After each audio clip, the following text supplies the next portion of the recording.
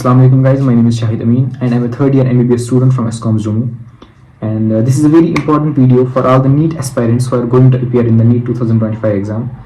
In this video I'm going to discuss with you the ideal strategy for the last 25 days or 20 days of your NEET exam preparation. I have tried to divide this video in certain parts. The first part is the importance of the last 25 days. The second part being the mistakes you have to avoid during your preparation, during your last 25 days of your preparation. The third part being the ideal timetable, or I can say the time schedule.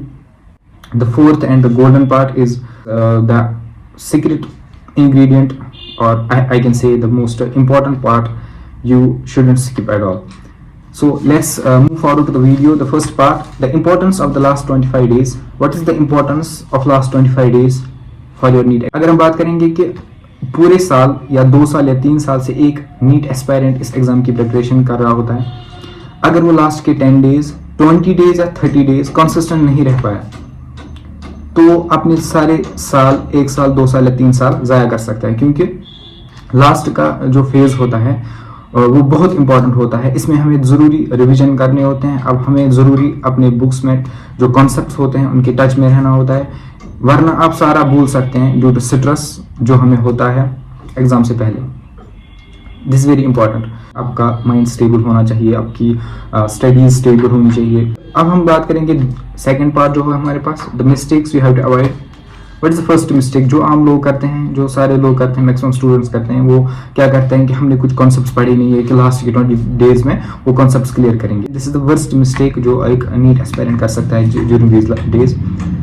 सो हमें क्या करना है कि हमें नए concepts को बिल्कुल touch नहीं करना है. जो हमें ऑलरेडी पढ़े हैं खाली उनको रिवाइज करना है. दूसरी मिस्टेक क्या करता है एक नीट एस्पायरेंट, वो सोचता है कि अगर मेरी सिलेक्शन नहीं होगी तो क्या होगा.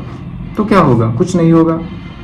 आपकी जो वेल विशर्स हैं वो आपको सपोर्ट करेंगे, आपकी जो वेल विशर्स नहीं है वो आपको सपोर्ट नहीं करेंगे. This is life, you have to accept it. और इसमें कोई टेंशन लेने की बात ही नहीं है कि अब अगर मेरी सिलेक्शन नहीं होगी तो क्या होगा. The third part, what should be the ideal time schedule, what should be the ideal strategy for the revision. Personal experience से आपको क्या करना है, आपको सारा पढ़ने की जरूरत नहीं है during the last days, during the last phase of this NEET exam preparation. आपको क्या करने की ज़रूरत है, आपको मेरे हिसाब से टेस्ट सीरीज दो. आप जो टाइम होता है नीट एग्ज़ाम का 2 बजे से लेकर 5 बजे तक, उस फेज़ में आप टेस्ट दो. बाकी फेज़ में क्या करो, बायोलॉजी आप कंटिन्यूसली पढ़ो और जो आपने टेस्ट दिया हो उसकी असेसमेंट करो.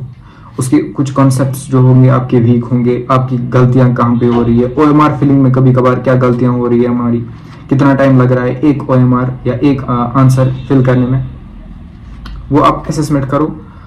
सारा पढ़ने की ज़रूरत नहीं है, bit by bit, line to line पढ़ने की ज़रूरत नहीं है. खाली आप टेस्ट सीरीज दो और अपना माइंड जो है बहुत स्टेबल रखने की ज़रूरत है. वो कैसे रहेगा, आप मेडिटेशन करो, ओवर थिंक करना आप बंद करो. अगर हम फोर्थ पार्ट जो मैंने कहा था कि गोल्डन टिप है आप सबके लिए, दैट इज़ हेल्थ. एक नीट एस्पायरेंट या किसी भी इंसान की हेल्थ एक अंडररेटेड गिफ्ट होती है गॉड की तरफ से. हमें क्या करना है, हमें प्रायोरिटाइज करनी है health above everything. We have to prioritise our health above everything, above studies, above everything. जब आपकी हेल्थ ठीक रहेगी तभी आप अपने एग्जाम के लिए प्रिपेयर कर सकोगे. So you have to prioritise your health. This is very important, क्योंकि मैंने बहुत से ऐसे नीट एस्पायरेंट्स देखे हैं जिनकी हेल्थ लास्ट पॉइंट पे फिर ख़राब हुई और उसकी वजह से उनकी सिलेक्शन नहीं हुई और उनके 1 साल 2 साल या 3 साल फिर भी ज़ाया हुए. सो अपनी हेल्थ को प्रायोरिटाइज करना सीखो. And this is it from my side. Thank you for watching the video till and. अस्सलाम वालेकुम.